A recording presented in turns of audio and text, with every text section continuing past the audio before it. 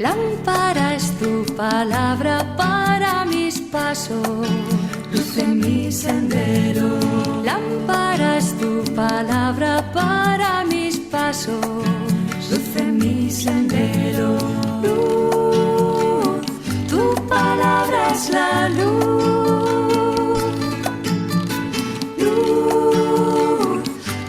Buenas tardes, queridos hermanos y hermanas oyentes de Radio Anglicana, la radio de la Iglesia. Bienvenidos a esta transmisión especial de su programa La Palabra Hoy. Señor, dame vida según tu promesa.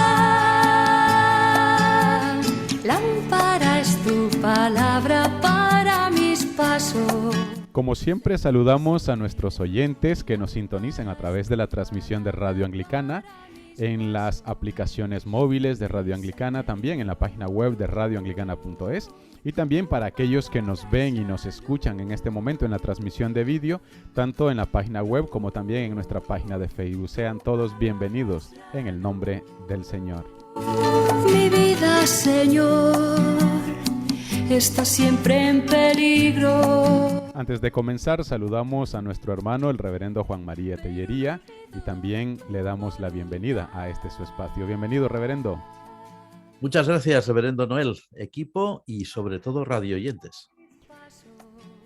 También hoy continuamos con las reflexiones en torno al Evangelio según San Lucas. En esta ocasión, nuestro tema de hoy es un ministerio de enseñanza. Y también seguimos con la misma base de los capítulos de San Lucas, desde el capítulo 5 hasta el capítulo 19. Inclino mi corazón a cumplir. También les recordamos que si en el transcurso del programa tienen algún aporte, alguna sugerencia o alguna duda, pueden hacérnoslo llegar a nuestro número de WhatsApp, el 698-680696, si están dentro del territorio nacional. Para aquellos que están fuera de España, anteponiendo el signo positivo con el número 34 al 698-680696, pueden hacernos llegar sus reacciones, sus comentarios, sus dudas o sus aportaciones aquí en este momento en directo en Radio Anglicana. Tu palabra es la luz. Comenzamos poniéndonos en la presencia del Señor. Oremos. Adelante, reverendo. Te damos gracias, Padre nuestro, que estás en los cielos, por el privilegio una vez más de poder compartir con todos nuestros hermanos y amigos breves reflexiones sobre tu palabra santa. Te damos las gracias también, Señor, porque sabemos que son muchas las personas que en este mundo desean escuchar lo que los santos evangelios indican, lo que la Santa Biblia enseña, y queremos, Señor, ser un instrumento en tus manos, que este programa, dirigido por ti, alcance muchos corazones que realmente necesitan vivir con la esperanza del Evangelio.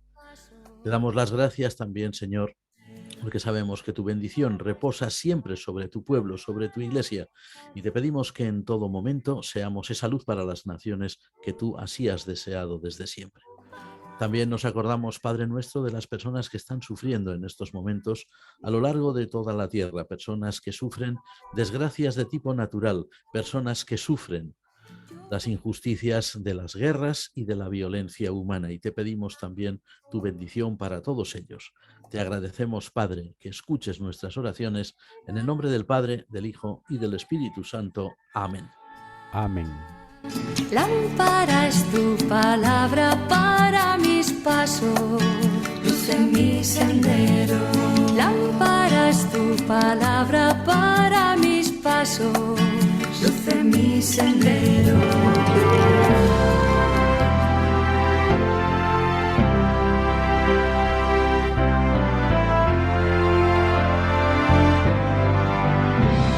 Bueno, como les comentábamos anteriormente, nuestro tema de hoy es un ministerio de enseñanza y seguimos reflexionando entre los capítulos del 5 al 19 según San Lucas, en ese En estos capítulos basaremos hoy nuestro tema para todos aquellos hermanos que nos están siguiendo en este momento a través de la transmisión de Radio Anglicana. Vamos a comenzar con ello. Ya hemos visto pues ese ministerio de compasión que trajo nuestro Señor en el tema anterior, todas las características que en ello podíamos encontrar. Surgieron también muchas preguntas muy interesantes de nuestros oyentes.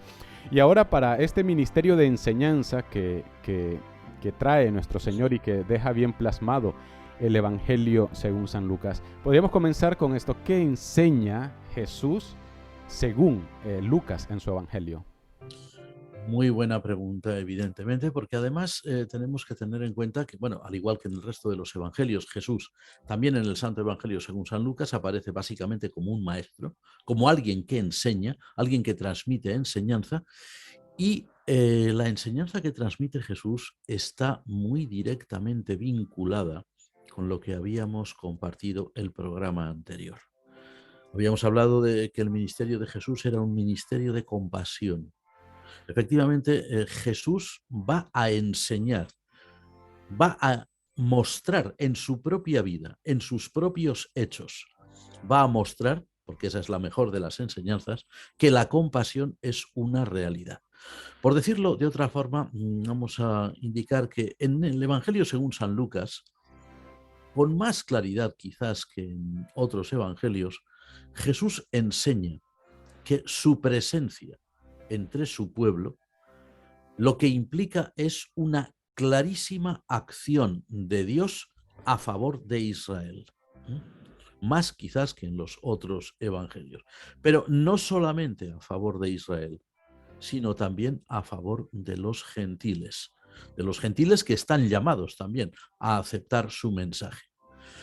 Es cierto que en el Evangelio según San Lucas no se encuentran, por ejemplo, esos grandes discursos que sí que leemos en el Santo Evangelio según San Mateo, pero sí que encontramos en el Evangelio de San Lucas sentencias múltiples que nos dicen que su ministerio docente, por llamarlo de esta manera, fue constante para con sus discípulos y para con las multitudes. Y un ministerio que, como decimos, quería enseñar por encima de todo que Dios es bueno, que Dios es compasivo y que los discípulos de Cristo también debemos serlo.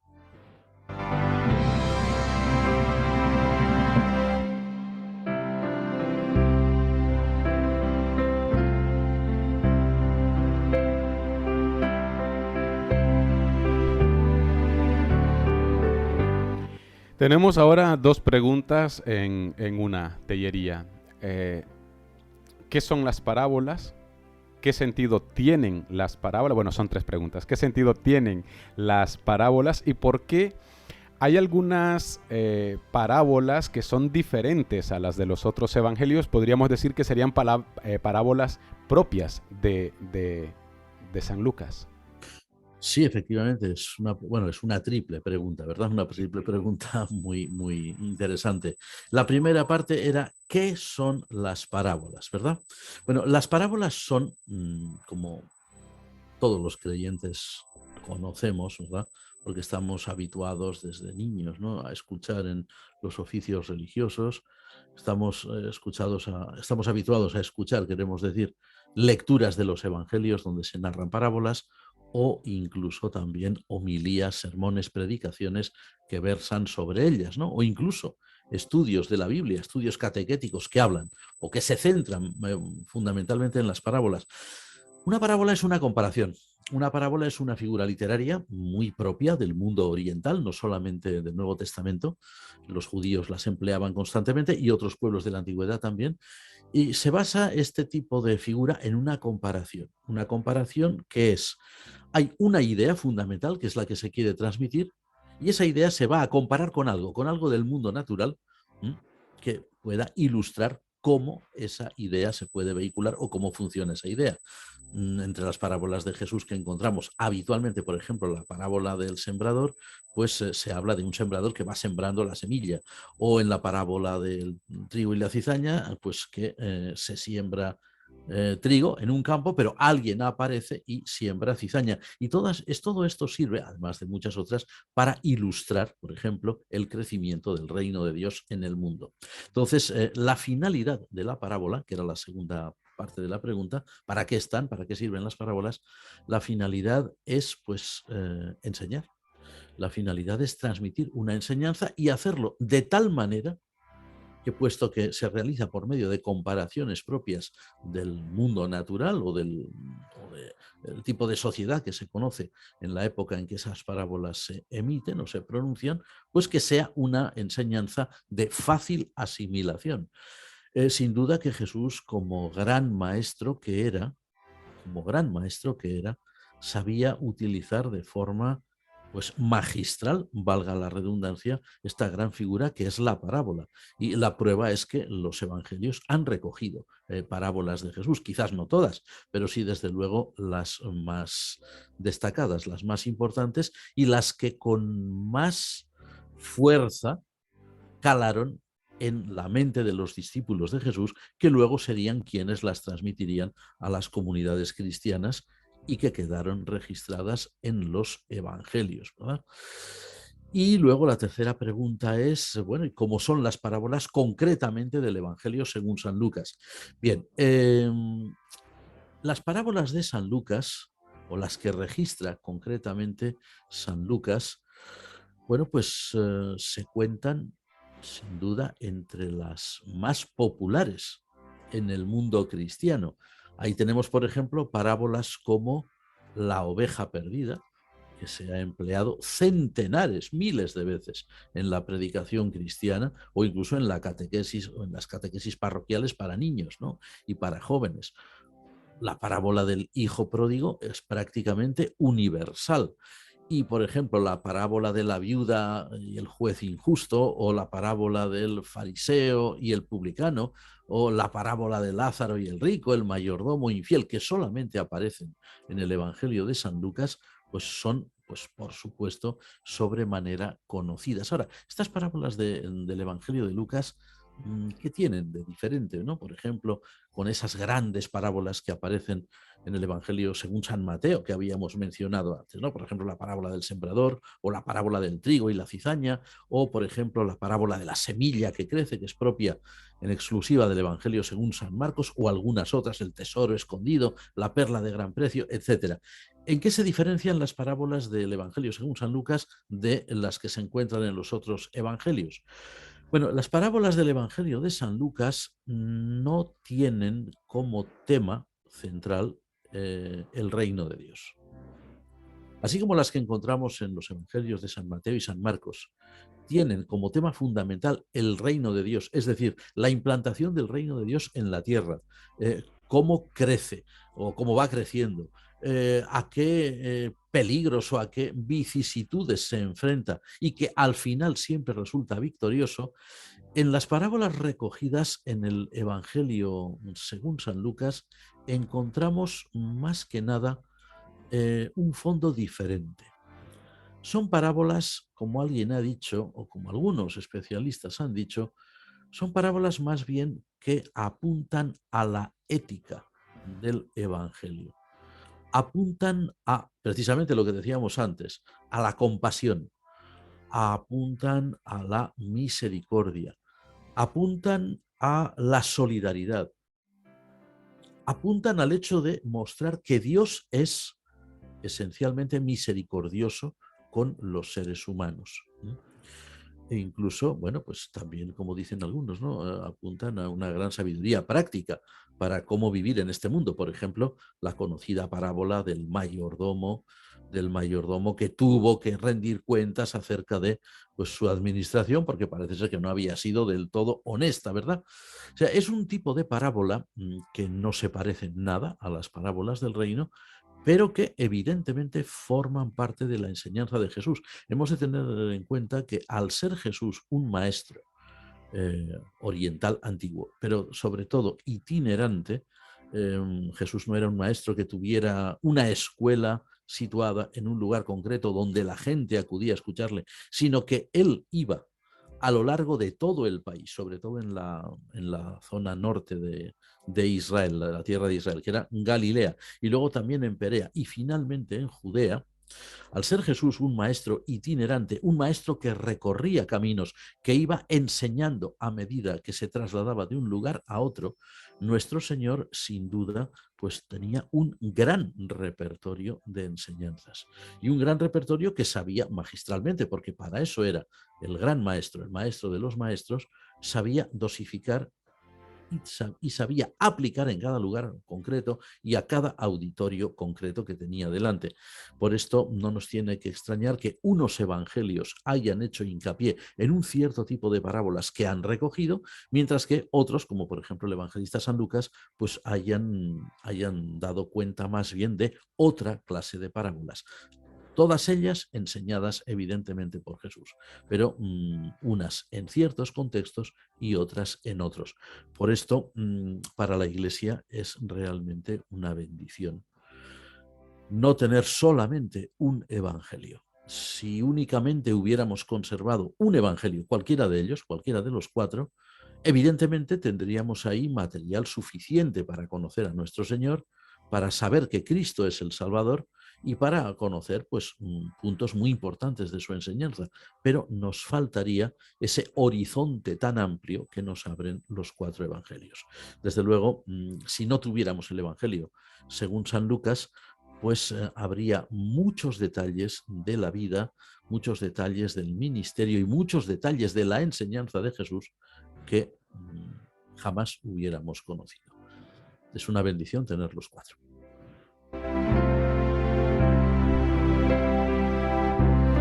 Hace 8 días, por las circunstancias de tiempo que nos pilló el tiempo, quedó una pregunta que hoy viene muy bien al caso. Cuando Jesús dijo al final de la parábola del rico y Lázaro, si no oyen a Moisés y a los profetas, no se persuadirán, aunque alguno se levantare de entre los muertos. Y nos preguntan, ¿esto era una profecía o una revelación de lo que luego harían con él? Bueno, en realidad la historia de Lázaro y el rico, la parábola de Lázaro y el rico, como todas las parábolas de nuestro Señor, es una narración didáctica, fundamentalmente didáctica. Hoy incluso podríamos decir, y no nos equivocaríamos demasiado, si dijéramos que era una enseñanza, una narración catequética. Y no nos equivocaríamos porque finalmente es la Iglesia la que, en cuyo seno se escribió el Evangelio, los Evangelios, y concretamente el de San Lucas, es la Iglesia quien ha conservado esa parábola para su enseñanza.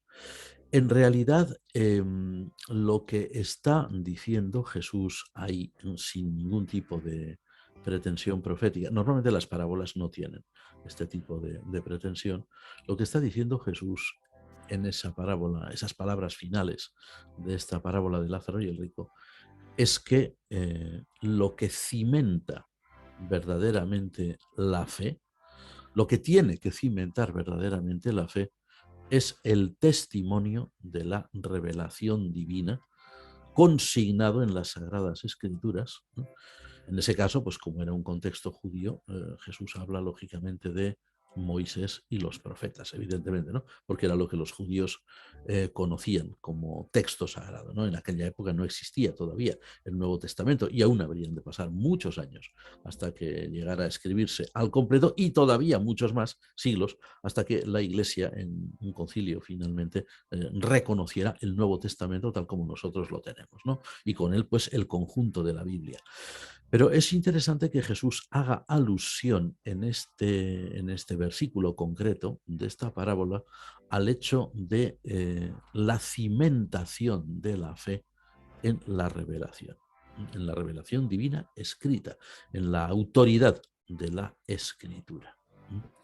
Evidentemente, en la época de Jesús, lo mismo que en todas, y la nuestra no escapa a esto tampoco, en la época de Jesús había muchas personas, demasiadas como hay siempre, había muchas personas que pretendían hacerse pasar por grandes, la palabra técnica en castellano es taumaturgos, es decir, hacedores de prodigios. Pasa que cuando en castellano decimos milagreros, eso tiene pues un sentido un poquito despectivo, ¿no? Un milagrero, ¿no? Es uno que va haciendo milagros como quien hace churros, una cosa por el estilo. No es una palabra bonita. Si decimos taumaturgo suena muy bien, pero a lo mejor nadie entiende lo que estamos diciendo. Un taumaturgo no es una palabra del patrimonio castellano, evidentemente, sino que es una palabra que nos viene del griego, como muchas otras. Es alguien que efectúa prodigios. Claro, en la época de Jesús había muchos. Algunos se conocen por el testimonio histórico, aunque no siempre se dice sus nombres. Por ejemplo, se habla de surgió en tal lugar alguien que decía tal y haciendo una serie de prodigios arrastró consigo a ciertas multitudes. Bueno, es importante que Jesús, que a lo largo de su vida, de su ministerio público, realizó auténticos milagros. No era un milagrero en el mal sentido de la palabra, alguien que finge o alguien que engaña a las multitudes con prodigios falsos o con como si fueran pues prodigios pues de un espectáculo de feria, ¿no? Jesús, que realizaba auténticos milagros y que los realizaba con el poder de Dios, sin embargo, llama la atención al hecho de que la verdadera fe se ha de cimentar en la Escritura, no exactamente en los prodigios. Y esto es algo importante y nosotros debemos estar agradecidos de que sea esta parábola concretamente, la de Lázaro y el rico, la que deja constancia de esas palabras dichas y enseñadas por Jesús. Nuestra fe como creyentes está cimentada, como creyentes ya cristianos, está centrada y cimentada en Cristo, en todo lo que es el nacimiento, la vida, sobre todo la pasión, la muerte, la resurrección, la ascensión de Cristo y su promesa de la parusía. Pero esa enseñanza acerca de Cristo nosotros la recibimos a través del testimonio evangélico, evidentemente Escritura, a través de la tradición de la Iglesia, que conserva en las liturgias históricas pues todo este recuerdo, ¿verdad?, de la vida y enseñanzas de nuestro Señor Jesucristo. Los calendarios litúrgicos, por ejemplo, de las grandes iglesias históricas, pues están ellos, todos ellos, siempre formados alrededor de los grandes hechos de la vida y el ministerio de Jesús, tal como los conservó la tradición apostólica. Y Jesús llama la atención, evidentemente, a ese gran fundamento de la fe, que es esa escritura que luego la tradición interpretará y que luego pues plasmará realmente, ¿verdad?, en los oficios de la Iglesia, pero sin la cual no puede haber realmente pues un conocimiento real de Cristo. O sea, ningún milagro, por extraordinario que pudiera ser o parecer, puede sustituir a ese elemento que es permanente. Los milagros, pues, incluso los auténticos, como los que realizó nuestro Señor, tienen un momento concreto y se realizan en un momento concreto. Y después puede quedar el recuerdo, pero no ya el milagro como tal. O incluso la persona o las personas que han sido beneficiadas por ese milagro irán desapareciendo con el tiempo. Pero sin embargo, el testimonio escrito del Evangelio y el testimonio de la tradición plasmado en la liturgia, en la enseñanza de la Iglesia, eso ya es permanente. Eso es lo que nos quiere decir realmente Jesús con estas palabras.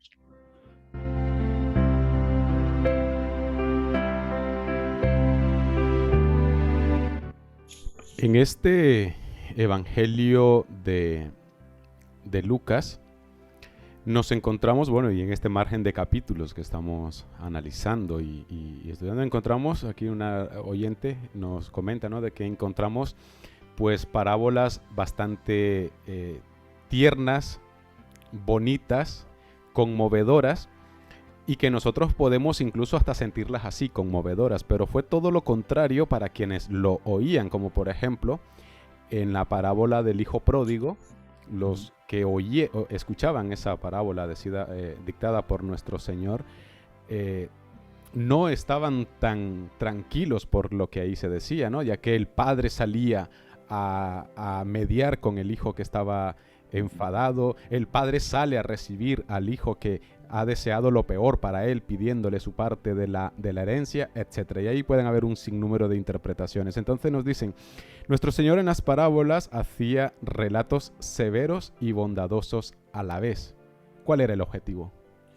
Muy buena pregunta.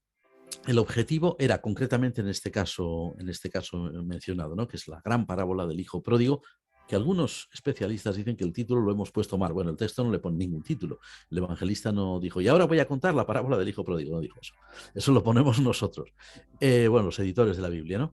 En realidad dicen que la parábola se debiera llamar la parábola del Padre Misericordioso, que no es lo mismo, pero bueno, eso da igual, ¿no? Ya por tradición decimos el hijo pródigo, pues así lo dejamos, ¿no? Cuando Jesús narra esta parábola, concretamente, ya que se ha mencionado esta, pero podríamos mencionar cualquiera de las otras que encontramos, como muy bien se nos dice, en el Evangelio según San Lucas, que a nosotros nos dejan una muy bonita impresión, pero muy bien dicho, quizás a los oyentes originales no. Con esta parábola, por ejemplo, lo que Jesús quiere evidenciar es que Dios, al que Jesús presenta siempre como Padre, Padre suyo y Padre nuestro, Dios es mucho más compasivo y mucho más comprensivo con la realidad humana, que la realidad humana siempre, por muy bueno que uno quiera ser, es una realidad que se puede desviar y se puede ir por caminos que no son los correctos. Este Padre que es compasivo y que está mucho más allá de la concepción, Jesús hablaba para judíos, de la concepción que los judíos tenían de cómo era Dios. A ver, por ejemplo, en el caso de esta parábola, ese hijo descastado, cara dura, que diríamos hoy, que tiene la osadía, la desfachatez, la desvergüenza de pedirle a su padre, dame la parte de la herencia que me toca, que me largo de aquí, me voy, y me voy a vivir mi vida. A ver, eso, un hijo que hubiera hecho una cosa así con su padre en aquella época, pues eso hubiera sido motivo no para que le dieran ninguna herencia, sino para que le dieran una patada y lo sacaran de casa, si no por la puerta, por la ventana. O lo lapidaran. O lo lapidaran, efectivamente, conforme a la ley de Moisés, porque hubiera sido un mal hijo, habría sido una deshonra para su padre y una deshonra para toda la comunidad de Israel.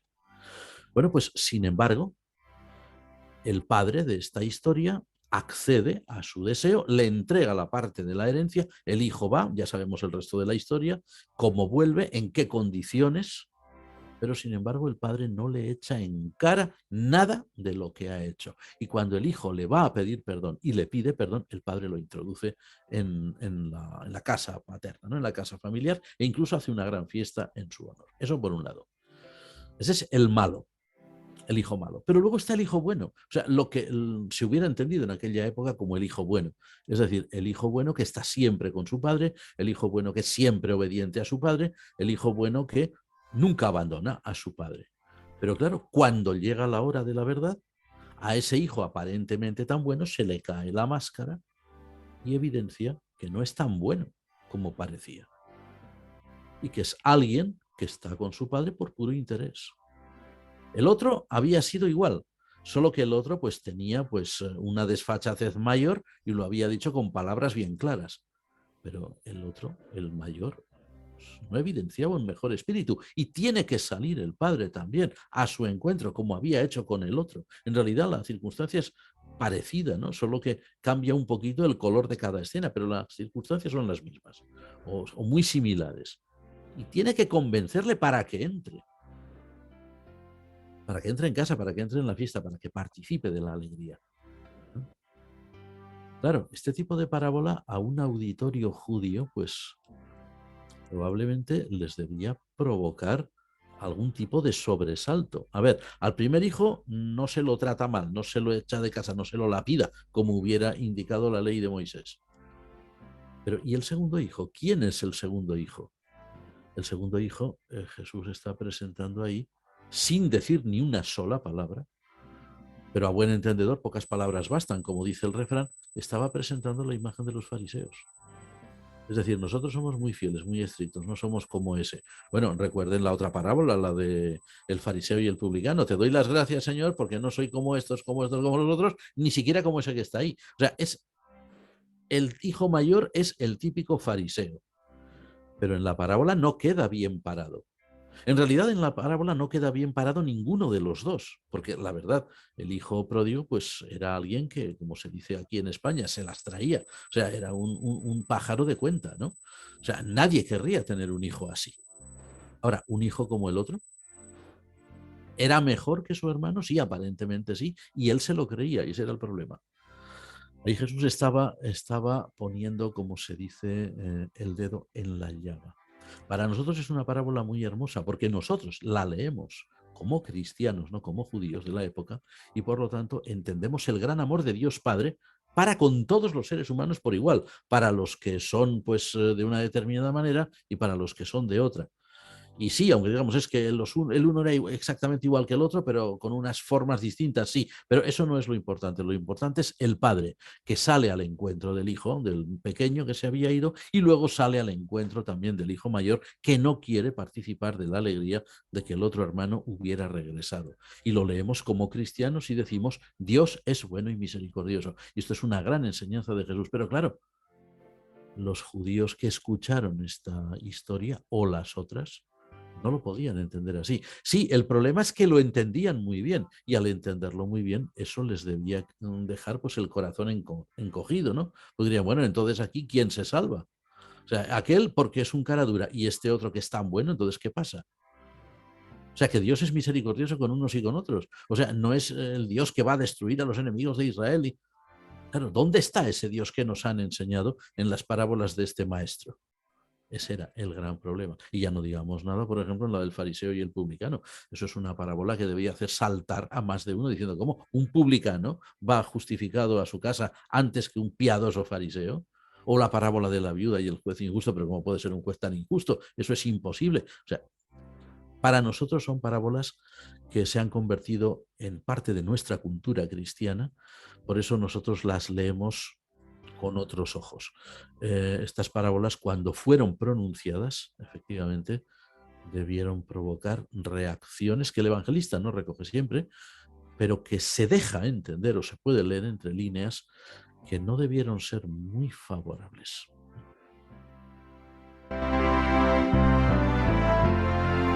Vamos a acelerar un poquito, Tellería, porque tenemos muchas interacciones y nos quita mucho tiempo. Hace 2000 años, el nivel cultural, educativo, era bastante deficiente. Y algunos dicen pues que era una fórmula de nuestro Señor para llegar a todos, poner estos ejemplos, ¿no?, del día a día, de cosas tangibles y que todos podían comprender. Pero es que 2000 años después, con el nivel académico que puede haber en muchos pueblos de la tierra, hay muchas de estas parábolas que las seguimos sin entender. ¿A qué se debe? Bueno, pues se debe a que, como muy bien nos dice nuestro amigo que nos formula la pregunta, Amiga. es una amiga concretamente, pues hay 2000 años. 2000 años que nos separan. Pensemos una cosa. Es cierto que la humanidad es la misma siempre. Nos vistamos de una manera o de otra, llevemos pues tengamos un tipo de técnica o de otra, hablemos un idioma u otro, la humanidad es siempre la misma. Y las reacciones humanas son, si no exactamente las mismas, muy similares. Pero eso no evita que el paso del tiempo, la evolución de las culturas humanas, de los pueblos humanos, la desaparición real de algunas culturas, como por ejemplo esta cultura judía de hace 2000 años, no es el judaísmo de hoy, ni muchísimo menos, ni se le parece demasiado, aunque algunos quieran decir que sí. Todo esto hace que cuando nosotros nos encontramos con textos muy antiguos, como es el Nuevo Testamento, como son los Evangelios, por ejemplo, o el Evangelio según San Lucas, imaginémonos ya el Antiguo Testamento, que es más antiguo todavía, pues esa distancia cultural pesa, y pesa mucho. Una de las cosas que siempre se enseña, por ejemplo, en los seminarios a los estudiantes, cuando se están preparando para el Sagrado Ministerio, es que a la hora de leer las Escrituras, y de interpretarlas, siempre hay que tener en cuenta una cosa que se llama los medios vitales. Aparte del estilo literario que tiene cada escrito, que puede ser muy distinto del que está al lado, por ejemplo, que es muy importante conocer, también es muy importante conocer cuándo se puede, atención, cuándo se puede, el medio vital. Porque el medio vital de cada escrito es ese contexto cultural, a veces incluso geográfico, socioeconómico, a veces político, incluso cuando se puede alcanzar, que no siempre es fácil llegar a ello. Todo eso nos va a enseñar a entender mejor, a comprender mejor qué quería decir eso que estaba ahí. Por ejemplo, hay gente que se sorprende cuando se entera o cuando lee, cuando le dicen que en algunas de las parábolas de Jesús hay una clara protesta de tipo socioeconómico, incluso revolucionaria. Dicen imposible. No, no es imposible. Un ejemplo, la parábola famosa de los trabajadores de la viña que se encuentra solo en el Evangelio según San Mateo. Todos la recordamos bien, ¿verdad? Un señor muy poderoso que sale a contratar gente para su viña y que va contratando, pues haciendo las contratas en diferentes horas del día. E incluso, perdón, la última la hace justo una hora antes de la puesta del sol. Contrata gente para una hora. Mientras que los primeros, perdón, que había contratado habían estado todo el día. Bueno, pues independientemente de la enseñanza, que es la misma que estamos presentando aquí ahora, cuando hablamos de las parábolas de San Lucas, ¿no? Que aquel amo de la viña se enfadará con los que había contratado en la primera hora y les dirá, bueno, ¿tienes tu envidia de que yo sea bueno o qué? Si yo quiero darle al que ha entrado el último lo mismo que ¿a ti qué te importa? ¿No te he pagado lo tuyo? ¿Te he defraudado en el salario pactado? Pues esto es que tienes que decir. Esa parábola, como han evidenciado estudios muy serios, está mostrando una situación totalmente injusta que existía en la Palestina que vivió Jesús. Y es el cuadro de un señor muy poderoso, no se dice quién es, por supuesto, ni se dice su nombre, pero que se permite el lujo de contratar obreros y además a un precio justo, es decir, no un precio pequeño, no explotación salarial, como diríamos hoy, un denario por día era lo normal, pero se permite hacer muchas contratas. ¿Por qué?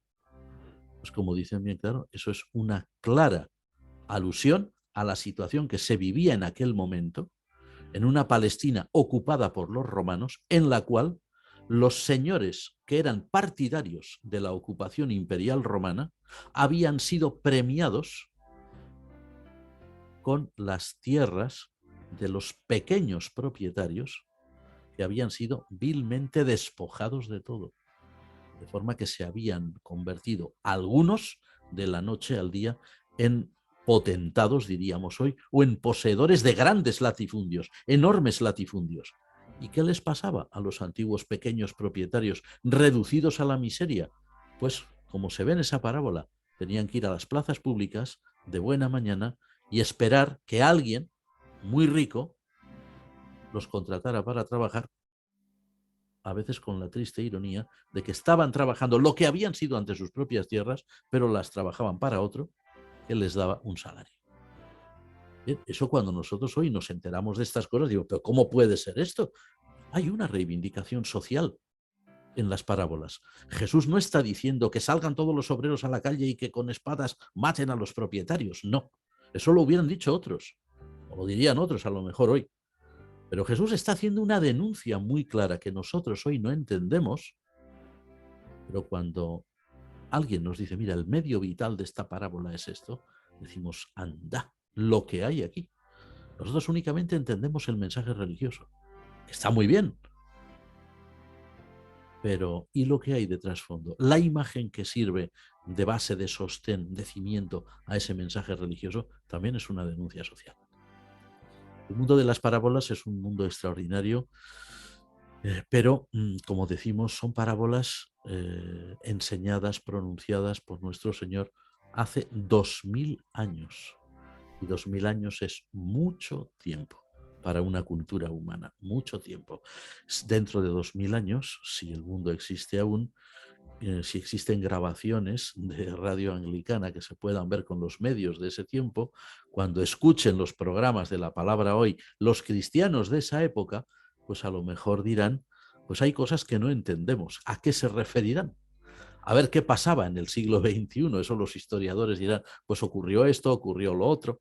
Están hablando ahí, ¿por qué oran por las desgracias? ¿Qué guerras había? No entendemos. Pues sí, hubo una guerra en Ucrania, por ejemplo, o hubo una gran pandemia.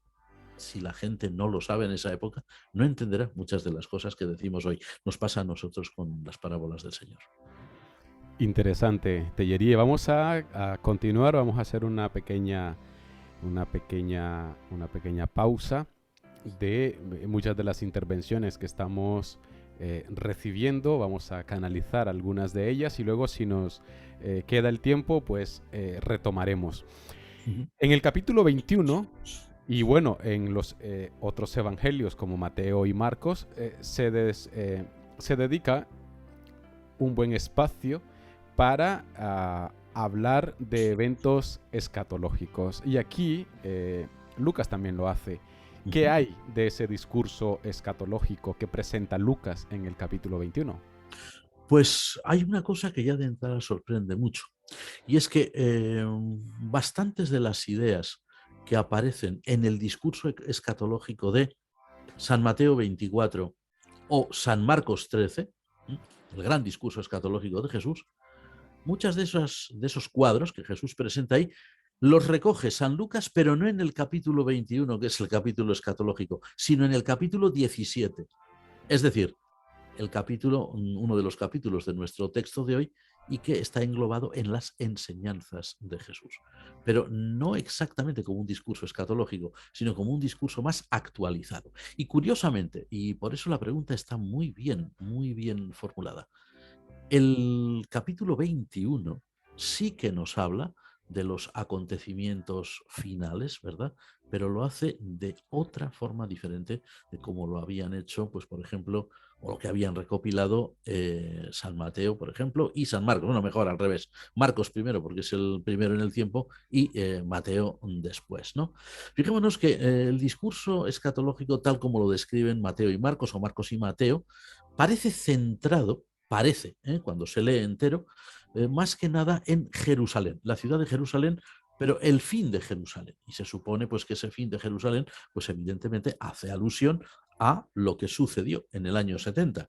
Es decir, pocos años después, unos 40 años después del ministerio de nuestro Señor Jesucristo, como todo el mundo sabe ya, pues las legiones romanas de Tito Vespasiano invaden Palestina porque los judíos se han sublevado contra el dominio romano, y lo que hacen es, entre otras cosas, porque no es Jerusalén la única ciudad que toman, lo que ocurre es que es la que más sonaba porque era la ciudad santa y porque la arrasaron, pues cercan la ciudad de Jerusalén y la destruyen juntamente con el templo, que ese era el templo que se había construido después de la restauración en la época de Esdras y Nehemías, y el templo que luego Herodes, el gran Herodes el Grande como llaman, pues había embellecido con un ingente gasto, etcétera, ¿verdad? Y que aún estaba en construcción en la época de Jesús.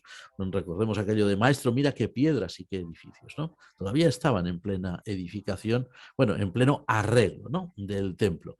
Bueno, pues como decimos, el discurso escatológico para los evangelistas San Marcos y San Mateo parece que está centrado en la destrucción de Jerusalén, el fin de Jerusalén. Lucas nos sorprende con esto, porque si nos damos cuenta, Lucas, el evangelista San Lucas, habla claramente de una Jerusalén ya tomada, una Jerusalén destruida, y dice pisoteada, hollada, dicen algunas versiones más antiguas, por los gentiles. Jerusalén será tomada y hollada o pisoteada por los gentiles hasta que se cumplan los tiempos de los gentiles, ¿no?, el tiempo determinado. Es decir, que el evangelista San Lucas, cuando recuerda las palabras de Jesús dichas sobre el fin del mundo, no se centra como habían hecho sus compañeros evangelistas simplemente en la destrucción de Jerusalén, que parecía que era también el fin del mundo, sino que contempla un periodo mucho más largo de tiempo. Un periodo en el que Jerusalén será efectivamente tomada, pero incluso arrebatada directamente al pueblo judío. Y es entonces cuando vendrá el fin. O sea, que el discurso escatológico, como dicen, es el nombre correcto, de San Lucas, tiene un horizonte grande. Lo que habíamos dicho, el horizonte de la historia de la salvación, que es un elemento propio del pensamiento lucano. El horizonte de San Lucas contempla toda una historia salvífica en el cual tiene lugar la existencia y el ministerio de la Iglesia, como evidenciará el libro de los Hechos. No olvidemos que Hechos de los Apóstoles es el segundo volumen de la obra lucana, el primero es el Evangelio. Un horizonte de historia mucho mayor, un horizonte de esperanza, lógicamente, mucho mayor, porque es historia de la salvación mucho más grande que el que pudieran tener los evangelistas Mateo o Marcos. Eso es importante tenerlo en cuenta. Podríamos pensar que esta idea de este discurso de Lucas la pudo haber asimilado el apóstol San Pablo cuando hablaba, ¿no?, de ese endurecimiento del corazón de Israel hasta que se salvaran todos aquellos destinados. Entonces, como dice San Pablo, Israel dirá: bendito el que viene en el nombre del Señor, y se producirá la salvación de muchos y el fin. ¿Podríamos pensar eso, Tellería? Sin duda. Además, hay que tener en cuenta, bueno, hay una tradición muy antigua por ahí, que dice que San Lucas fue el discípulo de San Pablo, ¿no? Y de hecho, en el libro de los Hechos de los Apóstoles y en alguna epístola paulina también se lo menciona a Lucas directamente como de aquellos digamos, creyentes destacados de la Iglesia antigua que formaban parte del círculo paulino, o por decirlo así, del equipo de trabajo paulino para la evangelización. No nos quepa la más mínima duda. Esta idea también fue asimilada por el apóstol San Pablo y evidentemente también está plasmada en el Evangelio. Pero no quiere decir que ellos la inventaran, ¿eh? Ellos evidentemente la habían recogido de la enseñanza catequética de la primera iglesia, porque era evidentemente palabra del Señor Jesús. Pero, como sabemos bien, no todos los autores de la Biblia, ni del Antiguo ni del Nuevo Testamento, no todos tenían los mismos énfasis sobre todas las cosas, y había una gran diversidad de pensamiento. Entonces, lógicamente, evangelistas como hemos dicho, San Mateo, San Marcos, hacen hincapié en ciertos asuntos, pero San Lucas va a hacer en otro. Aparte de esta amplitud de visión que nos presenta este evangelio en este discurso escatológico, muy diferente, como ya bien has mencionado, ¿no?, de la centralidad de Jerusalén, como si se acaba Jerusalén, se acaba el mundo, que era el sentimiento de muchos judíos cuando hablaban de las maravillas del templo, y la cara de susto, de asco o de sorpresa que le habrán puesto a nuestro Señor cuando les dijo: pues yo les aseguro que de eso no quedará ni piedra sobre piedra. No me quiero imaginar la cara. ¿Encontramos más detalles en este discurso escatológico de Lucas, o es básicamente o principalmente esto que anteriormente has comentado? Hay un detalle muy bonito que complementa lo que acabamos de decir, y es que Jesús indica en ese discurso que la cercanía del fin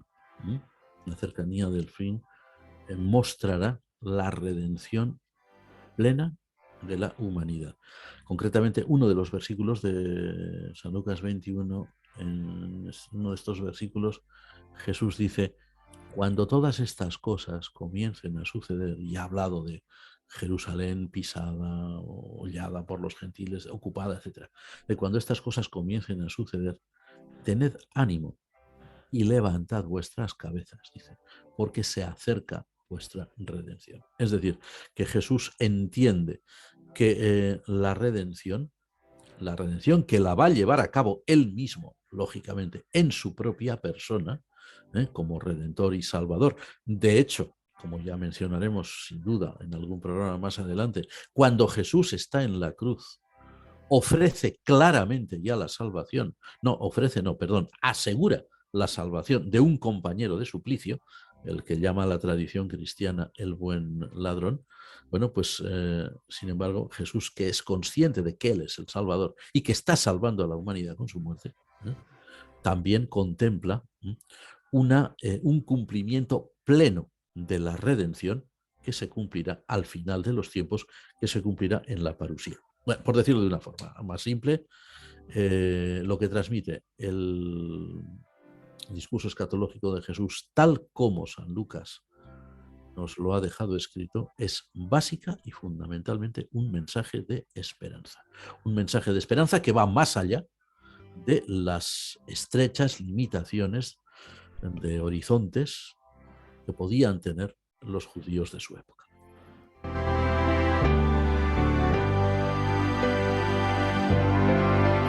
Bueno, solo tenemos tiempo para una intervención más, Tellería.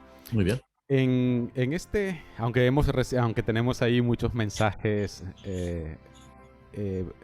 aún por salir, pero bueno, vamos a dar pie solamente a una más porque ya solamente nos quedan 8 minutos y es posible que Tellería se expanda en esta respuesta. En la parábola del mayordomo infiel, aquel pues que empieza a perdonar ciertas cantidades a personas, incluso pensando que luego estos serían sus amigos. La Biblia de Jerusalén, en sus notas, indica que lo que realmente este hombre hacía era renunciar a aquello que a él le correspondía, porque si le prestaba 50, esos 50 los cogía, o 50 barriles de aceite los cogía de la dispensa del amo, él ponía 80 y eran 30 que le quedaban de ganancia a él. Eso indica en algunas notas la Biblia de Jerusalén. Jesús, de una u otra manera, parece que alaba la figura de este hombre e incluso nos recomienda de que sepamos ganar buenos amigos con fortunas mal ganadas. Algo así indica. ¿Qué podemos pensar de este hecho? Pues de este hecho podemos pensar... ¿De la injusticia podemos sacar algo bueno? Sí, realmente Jesús, como hemos dicho, en estas parábolas que no son las parábolas del reino que encontramos en Mateo o Marcos, por ejemplo, vamos a ir rápido para no tener problemas de tiempo, Jesús hemos dicho que también enseña principios de vida práctica, ¿verdad? Bueno, un principio de vida muy práctico que Jesús enseña con esta extraña para nosotros parábola, por lo que decíamos, los medios vitales. La Biblia de Jerusalén es de las mejores para poder explicar los medios vitales de un texto, gracias a Dios. La Casa Bíblica de Jerusalén, que su verdadero nombre es la Maison Biblique de Jerusalén, porque son franceses, pues realmente ha hecho y sigue haciendo un trabajo extraordinario. De hecho, somos muchos, empezando por el que habla, los que consideramos que hoy por hoy la Biblia de Jerusalén, no ya en francés, sino en cualquier idioma al que se traduzca, es probablemente la mejor versión que existe de la Biblia, la mejor, o de las mejores, para no herir susceptibilidades. Bueno, Jesús enseña en esta parábola algo muy importante. Ganad amigos por medio de las riquezas injustas, por medio del dinero de la injusticia, es lo que dice literalmente el texto griego de San Lucas. Muy bien. Jesús es un hombre realista y Jesús sabe perfectamente bien que el dinero humano, da igual que sean denarios romanos, que sean siclos judíos, dracmas griegas, dólares norteamericanos, euros europeos, yo qué sé, yen japoneses, libras inglesas, da igual. El dinero humano, siempre lo queramos reconocer o no, está manchado de injusticia. Cuidado. Manchado de injusticia no quiere decir que tú o yo, cuando percibimos un salario justo por el trabajo que hacemos, que eso esté mal. No, al contrario. Eso es lo correcto. Pero es que ese salario, ¿no?, puede ser muy grande o muy pequeño. Normalmente suele ser más bien tirando a pequeño. Lo de los salarios grandes no suele ser para las personas que normalmente nos movemos por la calle. Ese salario procede siempre de un fondo de dinero, de un fondo de riqueza que está manchado por la injusticia humana. No quiere decir tampoco que el que nos paga ese salario, nuestro jefe, sea un criminal. Sin duda que no lo es. O el que es funcionario del Estado o de los diferentes estados, el salario que percibe, los que se lo están pagando son unos asesinos a sueldo. No quiere decir eso. Pero hemos de reconocer que la riqueza de las naciones, no en el siglo XXI, sino en todos los siglos que nos han precedido, y no solamente los 20 de la era o los 21 de la era cristiana, sino hasta los anteriores a la era cristiana, esas riquezas se han ido acumulando muchas veces a base de extorsiones, a base de crímenes, a base de latrocinios, ¿eh? Que luego se han convertido en riqueza de las naciones. A ver, eso no quiere decir que a nosotros nos tenga que generar un sentimiento de culpa y decir, no, es que lo que me están pagando es dinero injusto. No, es un dinero justamente ganado. Pero Jesús es muy realista. El fondo de esa riqueza puede ser un fondo injusto. Y sin duda lo es en muchas ocasiones. Pensemos por un momento, es un ejemplo que a veces molesta mucho, pero es que es una realidad. Pensemos que, por ejemplo, una buena parte de las riquezas y de la economía de las naciones europeas occidentales de hoy procede del comercio de esclavos que se realizaba desde el siglo XVI y a veces desde el XV en África. Esclavos que ya hemos visto en muchas películas, ya sabemos cómo más o menos tenemos una idea, en realidad no tenemos ni idea del sufrimiento de aquella gente, ¿no? Pero más o menos nos lo imaginamos. Eso era uno de los negocios más redondos que han existido en la historia de la humanidad y eso ha hecho de muchos países occidentales países prósperos. A ver, hoy cuando los que vivimos en países occidentales percibimos una cantidad por nuestro trabajo, evidentemente no se nos está pagando del comercio de esclavos. Evidentemente no. Pero esa riqueza está fundamentada, entre otras cosas, en aquello. En la actualidad, pues muchas veces el dinero que circula en nuestros países procede de la venta de armas, ¿no? Es decir, son negocios que no son realmente lo que más dignifica a la persona. En la época de Jesús tampoco. Pero Jesús es muy sabio. Y Jesús dice, yo os digo, ya que la riqueza en sí es injusta, y eso no lo podemos evitar, aprovechadla para ganar amigos. O sea, aprovechadla para utilizarla bien. ¿Eh? No os importe que proceda de un fondo de injusticia. Vosotros trabajad con ella. Dadle una buena orientación. Haced con ella algo bueno. Porque así os recibirán en las moradas eternas. Es decir, que Dios en su gran misericordia, y otra vez volvemos a lo mismo, la gran enseñanza de Jesús es la compasión de Dios, la misericordia de Dios frente a un mundo de pecado, a un mundo de maldad, a un mundo de ingratitud, de desobediencia para con él. La compasión de Dios es tan sumamente grande que incluso utilizando medios que ya están manchados previamente, vuelvo a insistir, no porque tú y yo los manchemos, ya vienen manchados de antes, pero que vengan manchados de antes no quiere decir que nos tengan que manchar a nosotros. Nosotros podemos darles un buen uso. Y esa es la gran enseñanza práctica de Jesús. Empleemos cosas que están ahí, que no podemos evitar, que no son o que no tienen un buen origen, como es el dinero, la circulación económica, la circulación del capital, pero empleémoslo para bien. Porque puede tener un buen uso, por supuesto que sí, y puede hacer muchísimo bien. Vamos a poner un ejemplo que todo el mundo entiende perfectamente bien.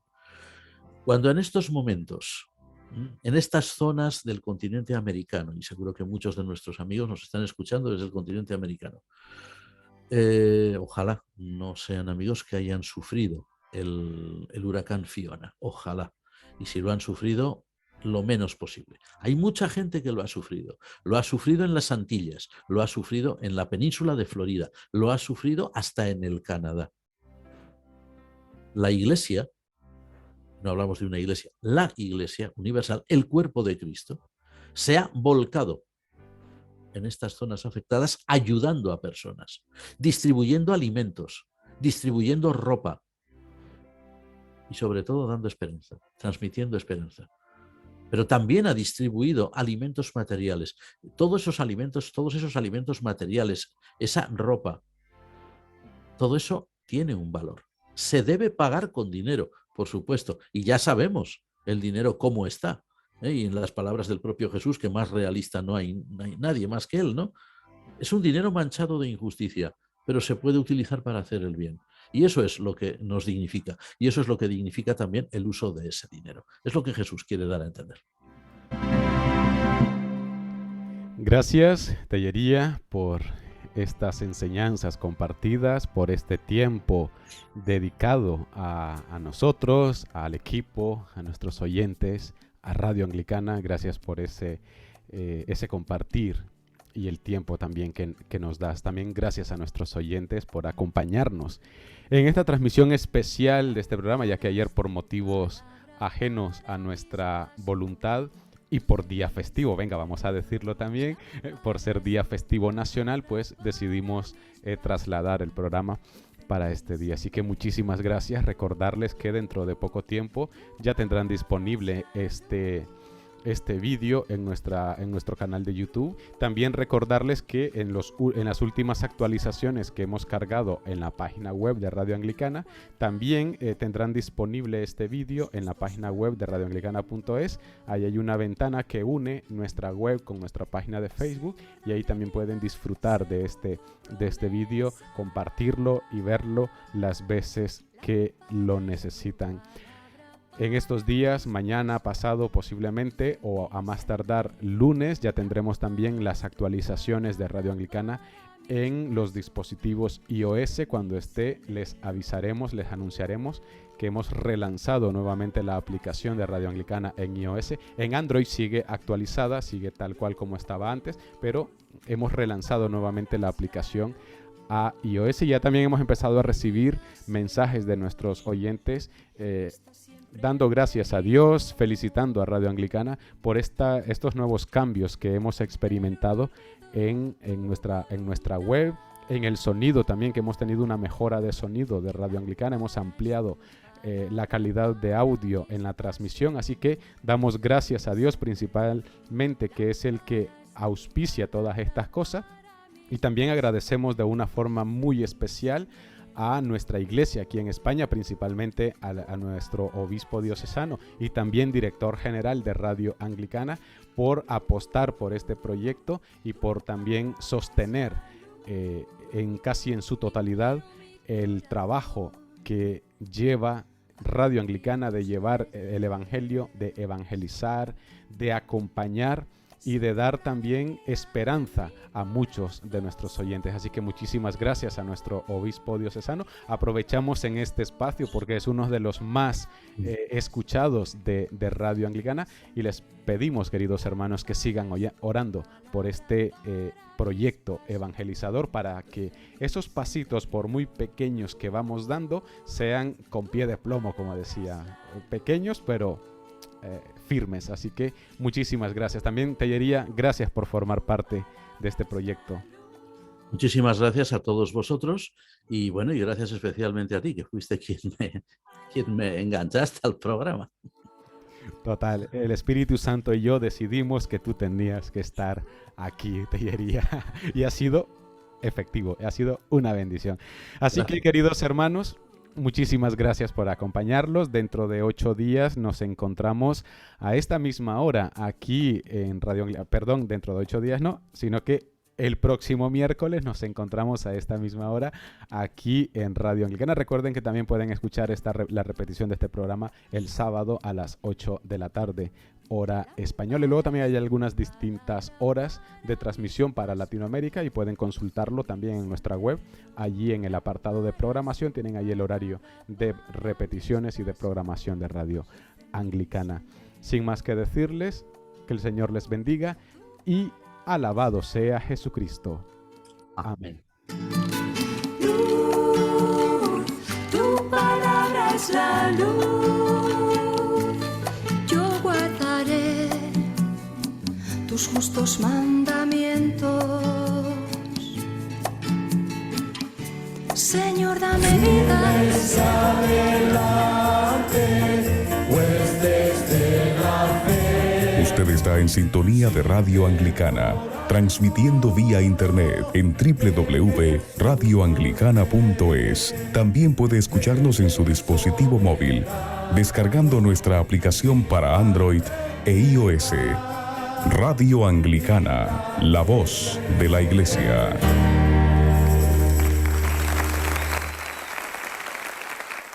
Firmes adelante, pues desde la fe. Usted está en sintonía de Radio Anglicana, transmitiendo vía internet en www.radioanglicana.es. También puede escucharnos en su dispositivo móvil, descargando nuestra